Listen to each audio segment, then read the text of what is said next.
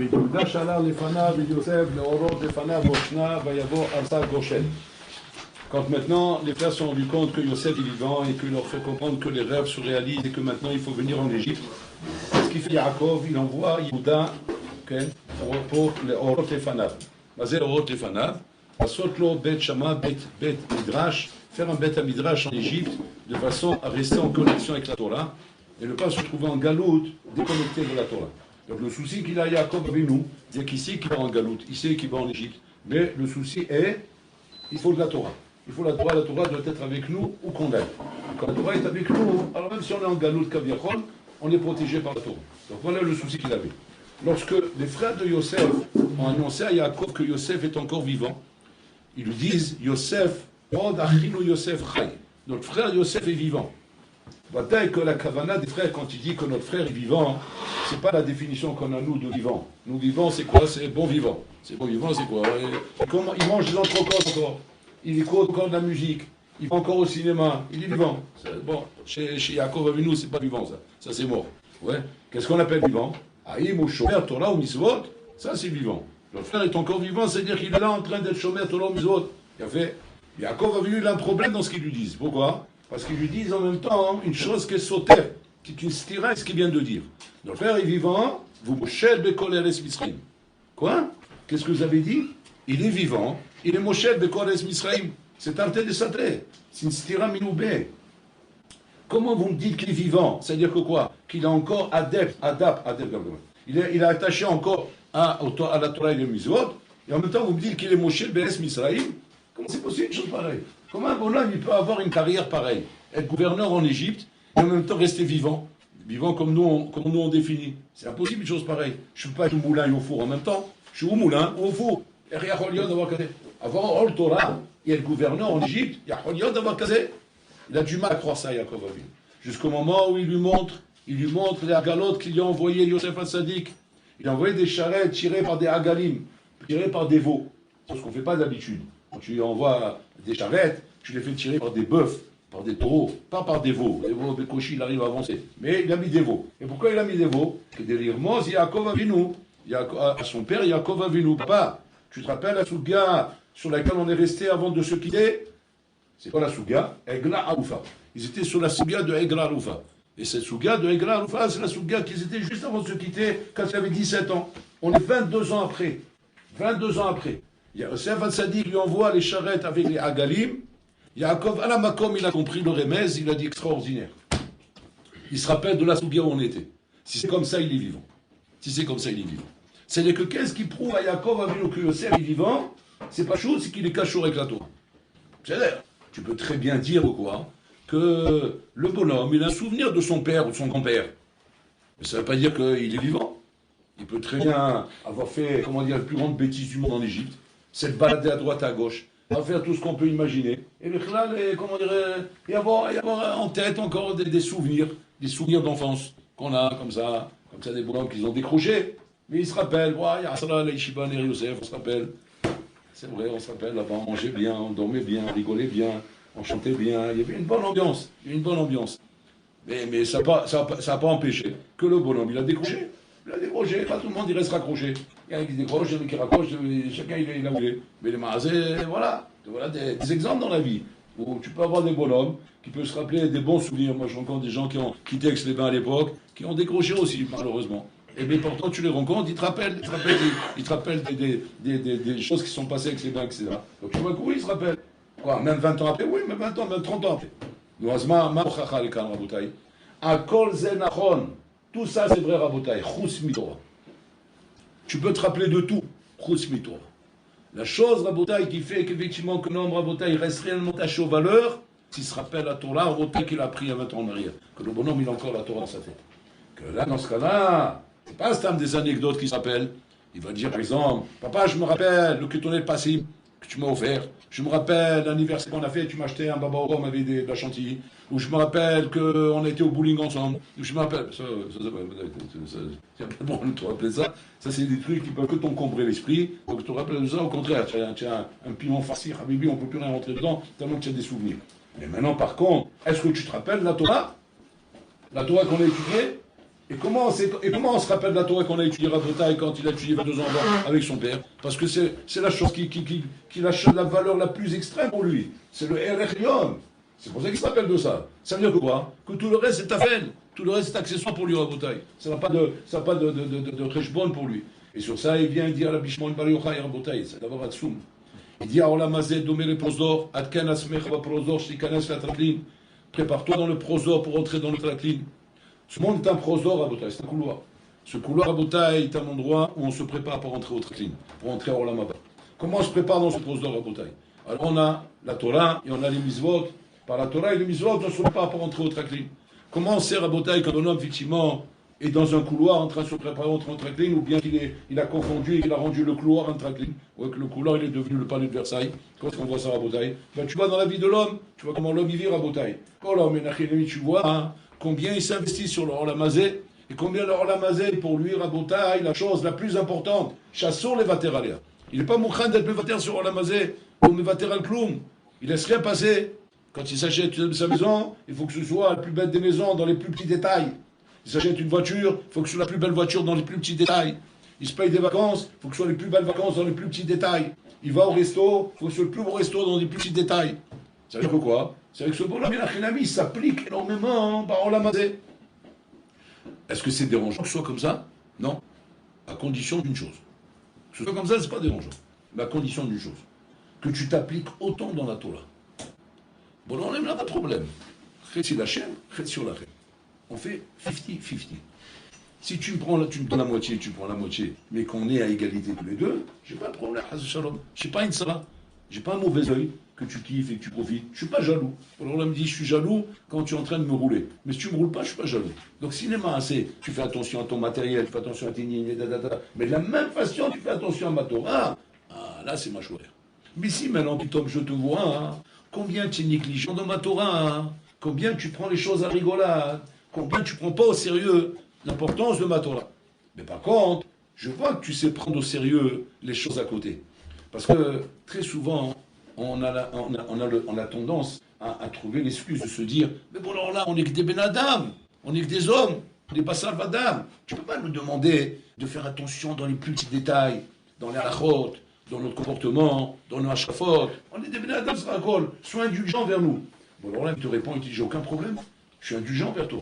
Simplement, viens, on voit comment tu te comportes dans l'Olam Hazeh. Si dans l'Olam Hazeh aussi, tu fais la même chose et tu dis on n'est que des benadam, ouais. Et mais là, tout ce qu'on fait n'est pas parfait. On fait à peu près, on s'arrange. Ah, bon, alors, ça va. Je vois que tu es comme ça partout. Donc, si tu es comme ça partout, je n'ai pas de problème. Mais si maintenant, Pitom, je vois une contradiction, tu es pas comme ça partout. Je te vois dans le matériel, comment tu fais attention dans les détails. Je vois comment tu fais attention quand tu signes un contrat, de bien regarder toutes les clauses du contrat. Je vois comment tu es tactique quand tu fais un courrier. Je vois comment tu fais attention dans ton boulot pour mettre les choses en place, pour avoir les meilleurs résultats. Ça veut dire que quoi? Et tu sais t'appliquer, tu sais faire attention, tu sais prendre au sérieux les choses qui sont sérieuses. Ça veut dire que quoi? Que la Torah n'est pas sérieuse. Et c'est pour ça que tu ne prends pas au sérieux. Mais tout ce qui est sérieux, tu sais le prendre au sérieux. Et là, c'est là qu'on a un problème. C'est là que là, agit avec Mita Kenegen Mita. Qu'Hachem l'homme va taire, ou l'homme va taire si jamais on s'amuse avec lui. Et là, il faut faire très attention à ça, Rabotai. Si tu es un achilami, comment dire, tu prends à la légère le Olam Hazeh, alors on peut comprendre que, mais là, tu as un problème avec la Torah. Mais si tu es mitagdek dans l'Olam Hazeh, mais tu mets dans la Torah, où il va voir, Rabotai. Et ça, c'est prosdor, Olam Hazeh, Olam Haba, comme c'est marqué à Rabotai. Il me dit, Illa bayafa banashim, c'est Illa birigva atson. Dans le Shir HaShirim, nous chantons ça. Rabbi Shimon Bar Yochai, il vient, il dit comme ça. Il me dit, Illa yafa banashim. C'est il dit là-bas, hein, si jamais tu n'apprends pas ma Torah, Shiyafa Banashim, qui est la plus belle des femmes. Ma Torah, Hachim, il appelle la plus belle des femmes. Sur ça, on chante Eshetraïl, d'après un mandama. C'est la plus belle des femmes. C'est Ila Beiva Atson. Il dit comme ça. Si jamais ce qui t'intéresse dans mon monde, ouais, c'est les misot. C'est là-dessous d'où il parle, Rabbi Shimon Bar Yochai. Il est en train de parler des misot. Il est en train de dire, si ce qui t'intéresse dans mon monde, c'est les misot, et pas ma Torah. Incroyable. On aurait pu dire qu'il aurait dit, ce qui t'intéresse dans le monde, c'est le matériel, et pas la Torah. Non, il parle des misot. Donc, calva chomer, le monde matériel. Mais misot, et pas ma Torah. C'est-à-dire, si tu ne trouves pas du goût à ma Torah, mais tu trouves du goût à mes misot.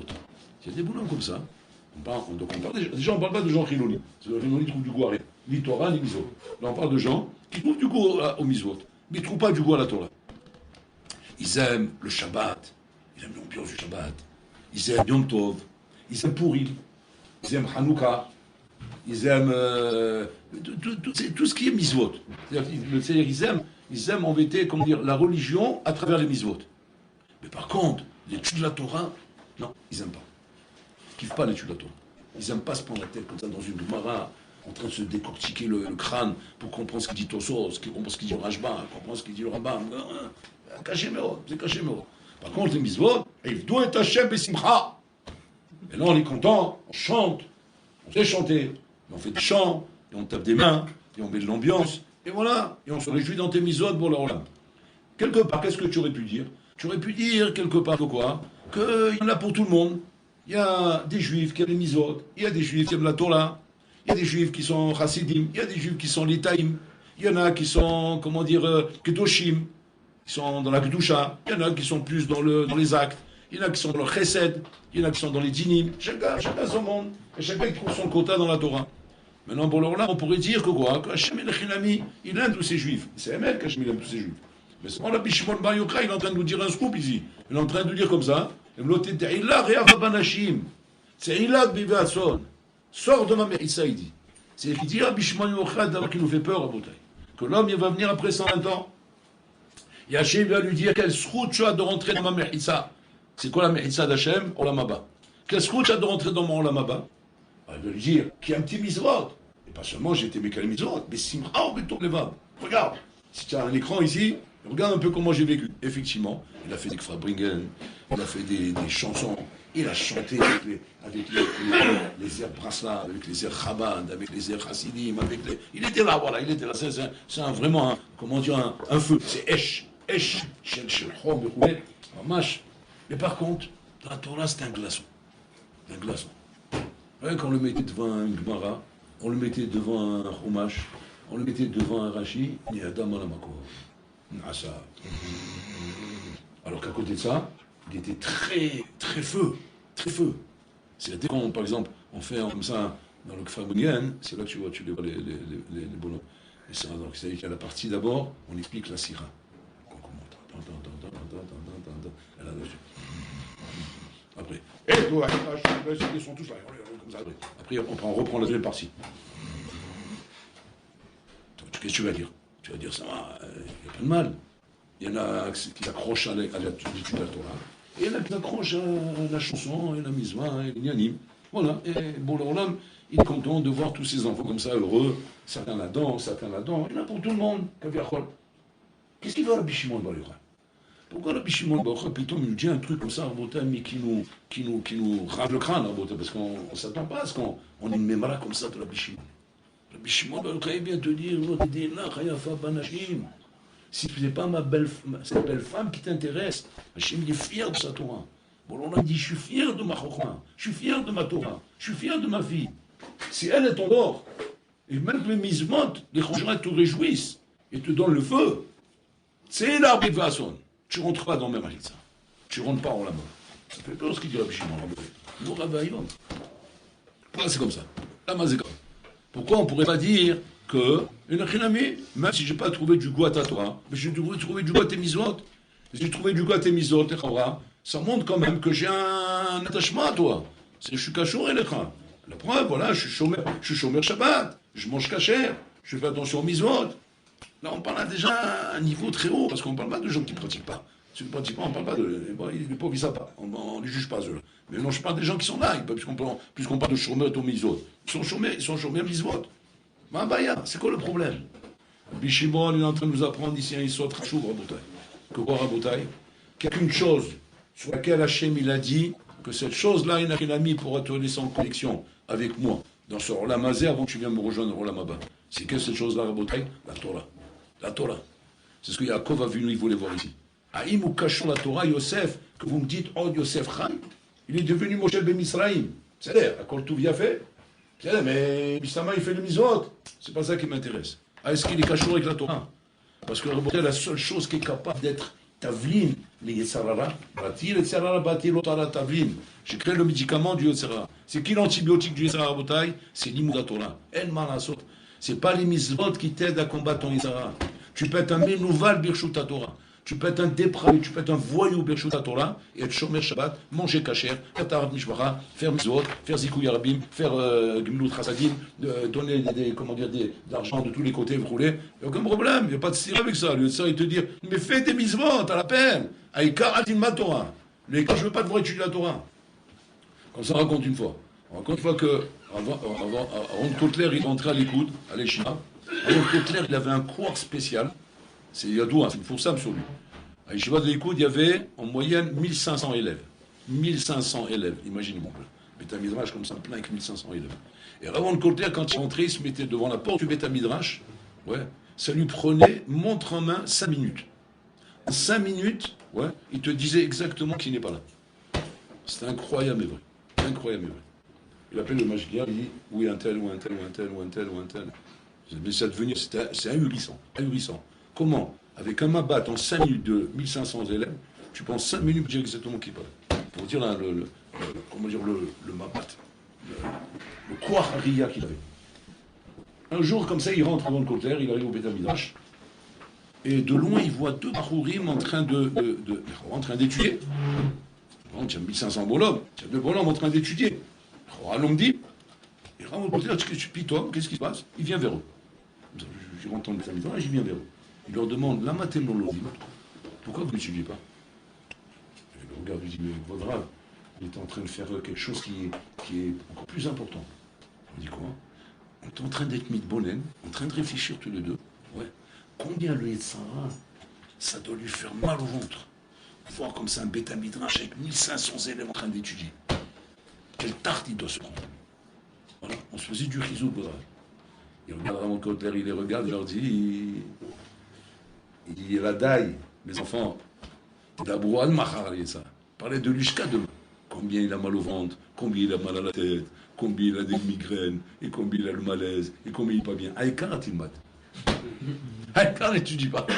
Dis ce que tu veux sur lui. Fais du chizouk même. Fais-toi du chizouk même sur moi. J'ai aucun problème. Tichazek, il m'a ch'tuyot shecha. Aïkar a-t-il mat?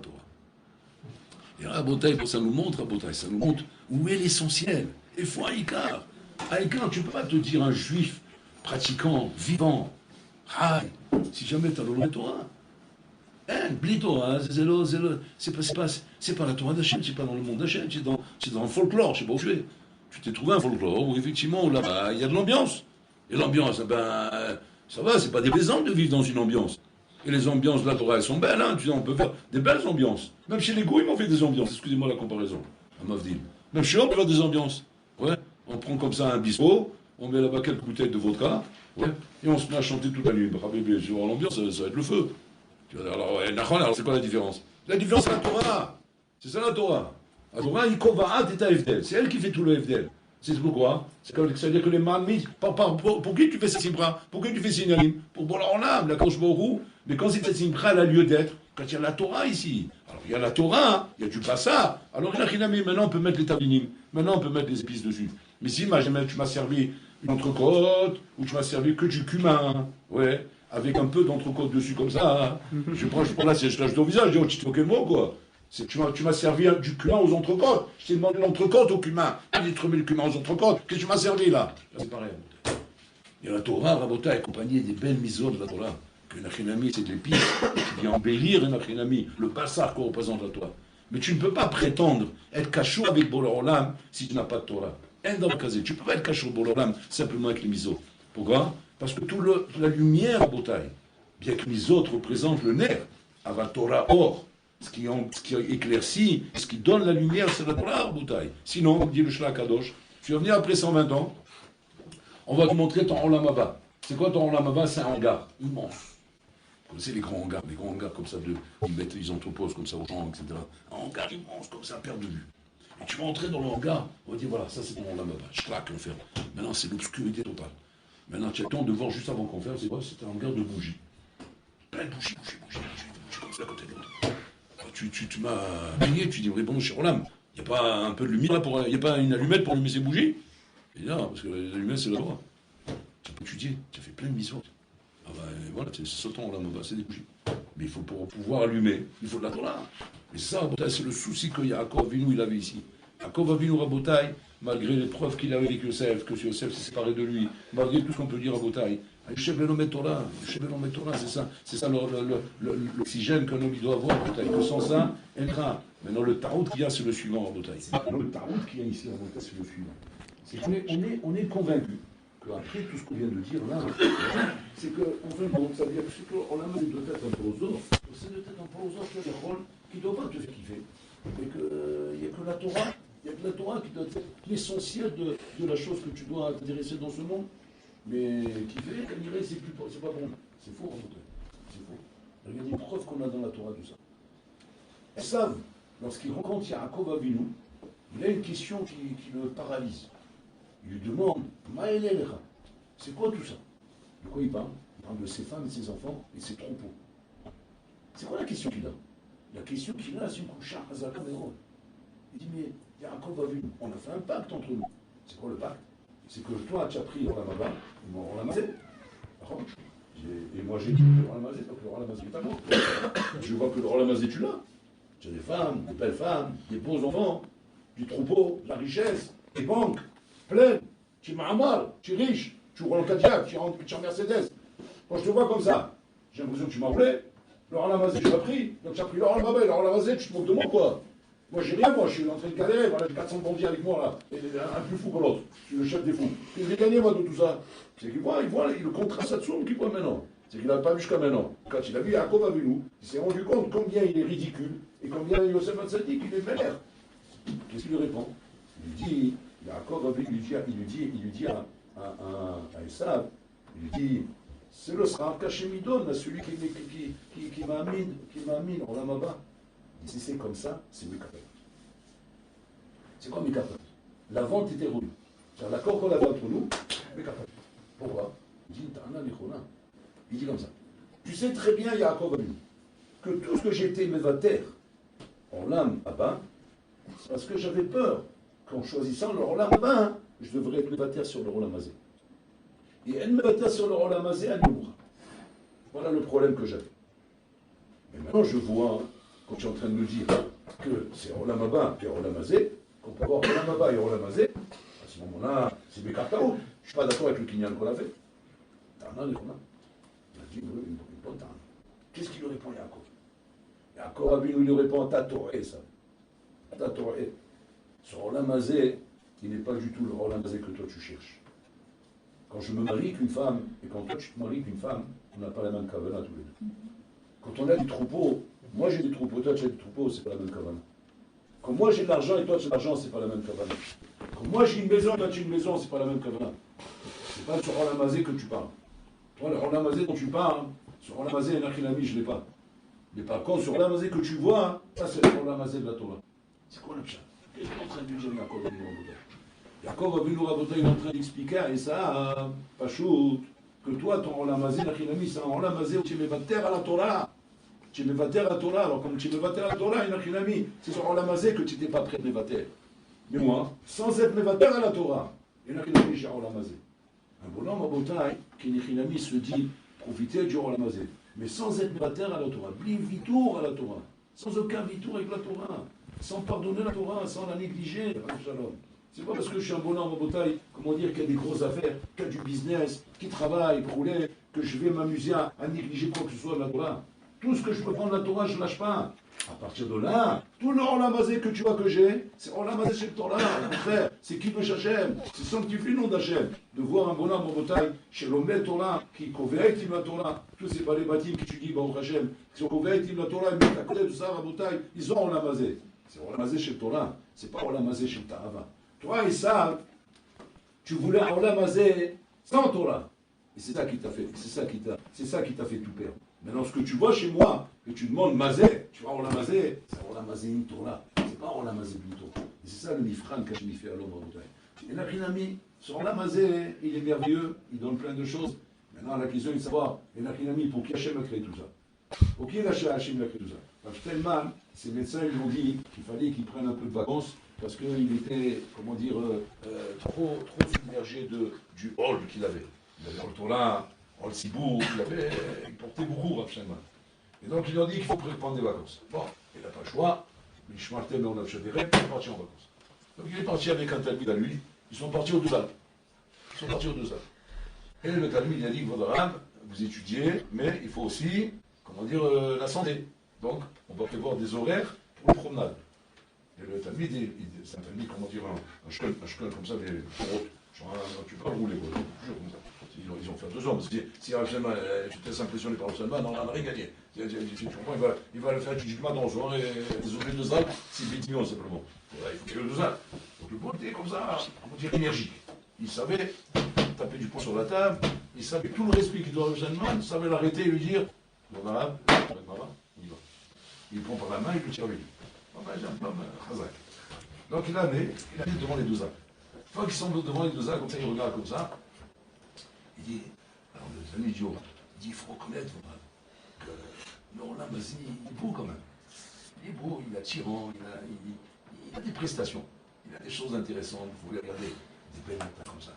C'est kiffant d'aller faire du ski là-bas. Même sans ski, rien que de voir ça. Rien que de voir ce paysage, de voir cette neige, ces montagnes, ces formes, ça coupe le souffle, c'est magnifique tout ça. C'est beau. Je sais, mais le regarde, il dit, bah, t'as recherché les bâtis, il dit, pourquoi je ne savais pas tout ça? Je dis, oui, mais alors comment vous imaginez alors que ces choses-là sont dans le monde et que nous, on est du matin au soir vers le château là? Mais toutes ces choses-là, elles ont été créées pour la Torah, elles ont été créées pour nous, elles n'ont pas été créées pour les Khilonim. C'est pour nous qu'elles ont été créées. C'est pour nous que ce monde a été créé. Maintenant, alors là, il prétend que quand je vais prendre sur moi le Torah, alors il y a un Khilami, sur Olam Hazeh, un Khilami me servira. Ben, il me servira comment? Il servira comme ça doit se servir à travers la Torah. C'est-à-dire, quand je suis fatigué un petit peu, je vais aller faire un tour aux Alpes, je vais prendre un bol d'air, et après je retourne à Bnebak, à nouveau je reprends le Steigen. Ouais, comme ça. Dis-moi, c'est ça, Olam Hazeh. C'est ça le chiour. Mais comme maintenant tu abuses du Olam Hazeh, et tu le rends une matara, tu le rends un but, tu le rends une tziout, chatan le cholevater. Que tu ne peux pas pardonner cette mission-là. Tu ne peux pas t'imaginer maintenant que tu vas prendre sur toi le Hol Torah et que tu vas te priver de ça et de ça et de ça et de ça. Ah, Bibi, c'est pas ça, Olam Hazeh. C'est pas le Olam Hazeh qu'Hachem l'a créé. Ça, le Olam Hazeh, comme tu vois, tu consommes comme Esav. Esav au taille. C'est pas Olam Hazeh, c'est du poison, ça. C'est du poison, Habibi, parce que là, tu as rendu ton trésor un tracline, tu as rendu ton trésor un palace, tu as rendu ton trésor Versailles. Là, il y a une baïa. Parce qu'on voit, plus tu as des nehassim, plus tu as des dagot, ta tête elle est prise avec les nehassim que tu as maintenant acheté beaucoup d'immeubles, tu as acheté beaucoup de cacao, tu as acheté beaucoup de biens, tu as acheté beaucoup de voitures, tu as des biens, marbe nehassim, marbe dagot. Donc tu es submergé de dagot, submergé de soucis. Regarde maintenant, qu'est-ce qui te reste dans ta tête pour pouvoir étudier un Tosot, l'ilmod Tosot, l'ilmod Shrashba, l'ilmod Ramban. Il faut la tête pile pour ça. Comment on fait ça? Comment on fait pour arriver à rejoindre les deux? Comment on fait pour avoir des vocations, des carrières? C'est ça dont on parle. Parce que Yaakov Avinu, il n'était pas toute sa vie dans la tente. Il a ouvert l'entreprise, Yaakov Avinu. L'entreprise de bétail, etc. Il était pendant 20 ans chez Laban. Donc il a fait du boulot là-bas. Il a travaillé. Ouais, nous, tu vois bien. Ok, Yachab et Laman. Yachab et Laman, il étudie. Et ce Olam Hazeh que tu vois là-bas, c'est Olam Hazeh avec l'étude de la Torah, avec le Hol Torah. Avec le Hol Torah sur sa tête en montagne. Et ça veut dire que le Hol Torah, il prend une priorité par rapport à ça. C'est Olam Hazeh. À ce moment-là, tu as la bracha, tu as le Sheva. Mais si jamais ce Olam Hazeh te dit ta préoccupation principale, au point de ne plus te laisser la place dans ta tête pour pouvoir t'asseoir devant une soubia, tellement que tu es préoccupé, tellement que tu es occupé, tellement que ta tête elle est prise. On voit des gens à Botaï, ça fait la peine pour ça. Des gens qui sont des gens très intelligents, qui ont des carrières. Je les vois moi de mes yeux à Botaï. Des gens qui ont fait des études, des gens très calés, des PDG, des cadres d'affaires à Botaï. Des coachis, ils arrivent étudier un rachis dans le hommage. Pourquoi? Je veux dire, la Kaniri ne comprend pas. Pas bien, ne comprend pas, c'est des tueurs à gages, c'est des têtes, c'est des monstres les bonhommes. Ils ont fait un sup, ils ont fait des sciences, je ne sais pas quoi. Ils ont fait des études. Ils ont fait des études. Ils n'ont pas rigolé, c'est pas une blague. Ils ont fait des études de très haut niveau, tu rigoles quoi? J'ai dit non mais, arrêtez de dire non mais, il n'y a pas non mais, c'est des têtes. Et là, pourquoi alors ils savent pas étudier? Pas chaud, ils sont préoccupés.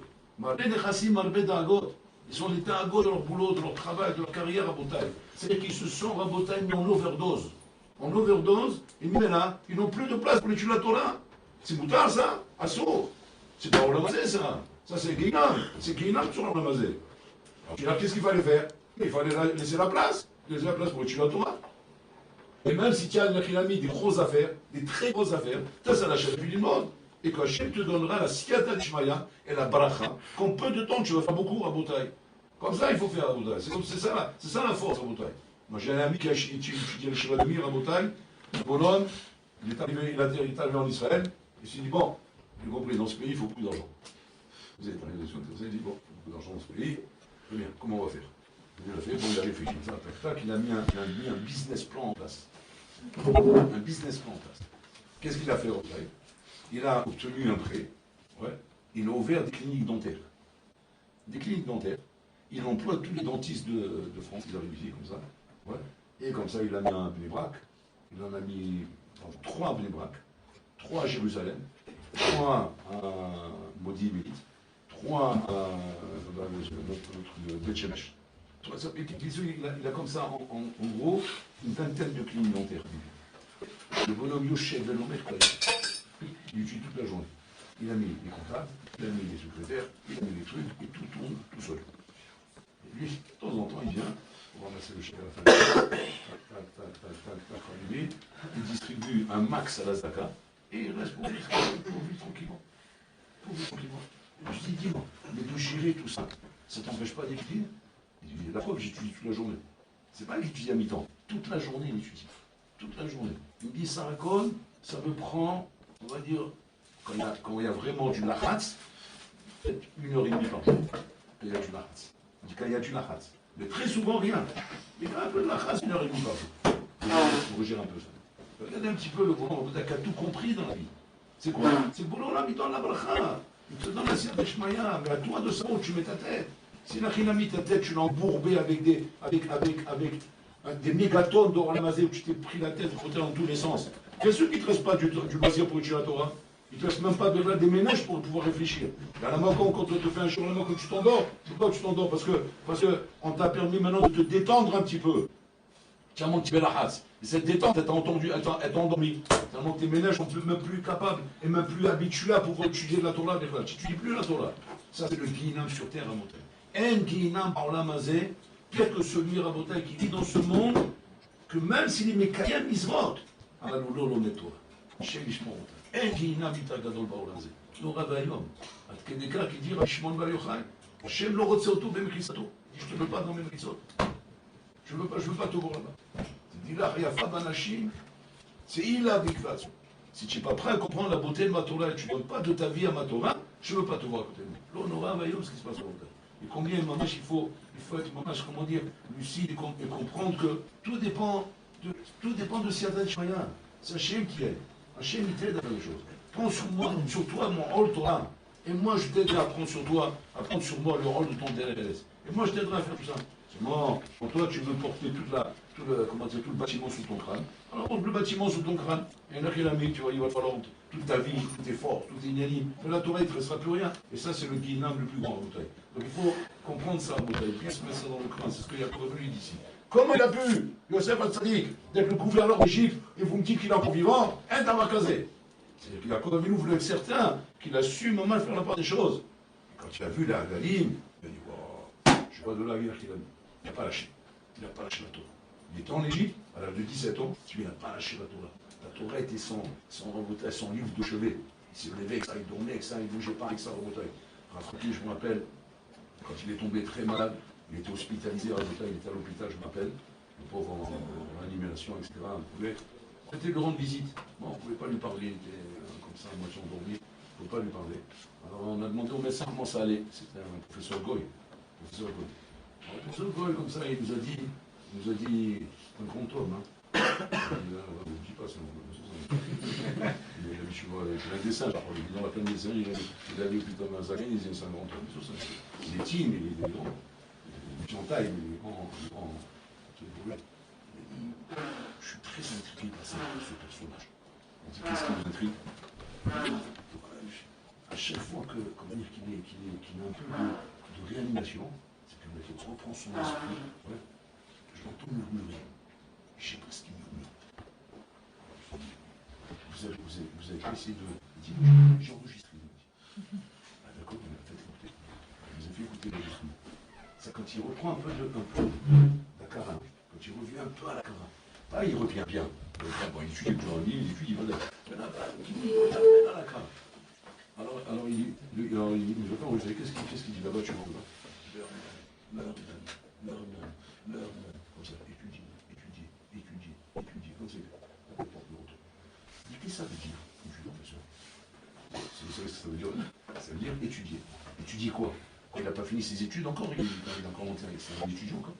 C'est un peu c'est carrément ça, c'est études là-bas, il n'y a pas de fin ça. Il n'y a pas de ça, il est chez Belomé. Il est impressionné. Mon professeur, il est impressionné à Rabotai de voir comment un bonhomme peut être aussi à la tête à comment il peut être un bête ainsi. Après qu'il est sorti, il a fini. Après, on a tenu du monde, on a posé la question. Quand le ravi, alors il explique là-bas. Il dit c'est quand on va fidèle en allemand. Il y a la raison quand ça va, il est tombé malade. Il ne peut plus étudier.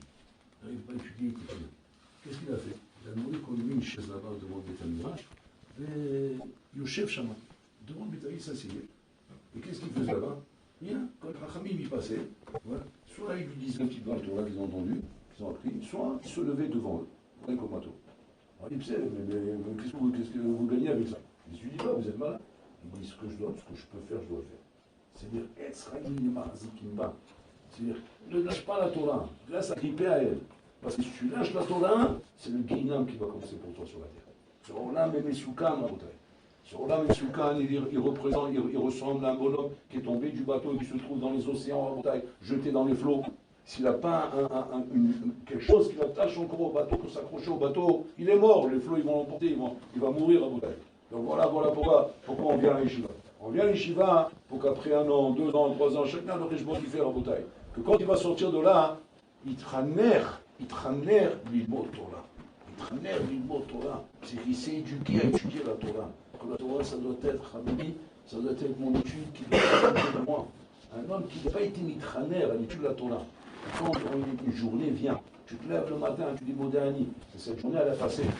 Je prends un message qui doit être celui que tu dois pas te faire de cadeau là-dessus. Tu dis, Aïm Lavati Torah Yom, Aïm Kavati Etim la Torah Yom. J'étudie aujourd'hui, Kavati Etim la Torah. Et c'est quoi Kavati le Kavar? Il dit, c'est quoi Kavati Etim la Torah là-bas? Il dit là-bas, il dit, c'est Torah Lishma, Chatakove Azman la Torah Zo. Lishma, c'est-à-dire sans argent. Là, t'as Kovea. Quelqu'un, il dit que même un frère, on va lui poser la question de Kavata Etim la Torah. C'est que Shma Shou Lamal Bekolel, c'est pas Kavata Etim la Torah. Kavata Etim la Torah, c'est ça. Et que là-bas, quoi qu'il arrive, même si on vient de proposer l'affaire la plus Atsuma du monde, genre on va gagner maintenant 1 million d'euros, 10 millions d'euros, 100 millions d'euros, c'est pendant nos Zman Akviyut, maintenant j'étudie. Et ça, c'est ça qui te protège dans ce monde. Si tu n'as pas cette force-là, de donner à la Torah Rabotai un RR, une valeur aussi grande que celle-là, qu'elle arrive à surpasser toutes les valeurs de ce Olam Hazé, ça prouve qu'il y a un Olam Haba. Ça veut dire qu'effectivement, tu vivais dans un traklin. Mais si jamais ça montrait dans ce monde comment n'importe quoi de ce monde prenait la priorité sur la Torah, et que tu pouvais bousculer ta Torah à cause de ce monde, ça s'appelle plus un traklin. Donc tu n'es pas dans le traklin qui te prépare au Olam Haba. Parce que dans ce cas-là, Habibi, on est désolé de te dire que tu n'es pas en direction du Olam Haba. Je ne sais pas en quelle direction tu es, mais en tout cas, ce n'est pas la bonne direction. Ton voyage, il ne marche pas bien. Pour savoir que tu es en direction du Olam Haba, tu dois voir combien la Torah a pris une place, qui est une place Rabotai, mais on est innégociable. On ne peut pas négocier là-dessus. L'homme le patron en tout Rabotai. Sa femme, elle a voulu déranger dans sa grioute là-bas quand il est en train d'étudier avec sa Rabouta, et qu'elle a vu un bonhomme entrer et qu'il a dit oh, maintenant on va faire le contrat du siècle. Le contrat du siècle, c'était une somme phénoménale qu'elle a jamais entendue de ses oreilles. Ils sont pareils. Pour elle, c'est un cadeau du ciel. Grâce à ça, son mari va pouvoir étudier plus. Il va pouvoir avoir plus d'heures d'études de Torah. Donc elle a osé venir déranger son mari. Elle frappe à la porte. Son mari il a pris peur. Il a dit mais j'ai dit qu'il ne faut pas me déranger. Pourquoi on se frappe à la porte? Il va voir ce qui se passe. Il a eu peur. Elle lui dit il y a une affaire impressionnante de rouler. Il dit quelle affaire? C'est Satan. C'est le Tzara. C'est la friable à l'émoud. Donc il a fermé la porte. Après il a rouvert la porte. Il dit combien c'est l'affaire? C'est lui demande. Il dit mais pourquoi tu veux savoir? Il dit je veux savoir combien il a tenté ce Satan de faire pour nous décrocher de la foi. Je veux savoir combien représente les preuves. Alors il a dit plusieurs millions. Il dit combien? Il y en a un peu à Botaï. Combien de monde doit se réjouir à Botaï de comprendre?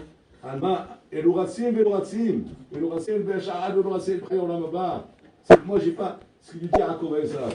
C'est pas Olam Hazé, ça c'est Olam Haba, parce que combien de Torah et combien de Hammal je vais pour essorer tout ça. Et c'est pas que le Hammal il était dans le Gashmi, et que quand tu mets le Hammal dans le Gashmi, alors tu as Olam Hazé. Mais c'est Olam Hazé, Bli Torah,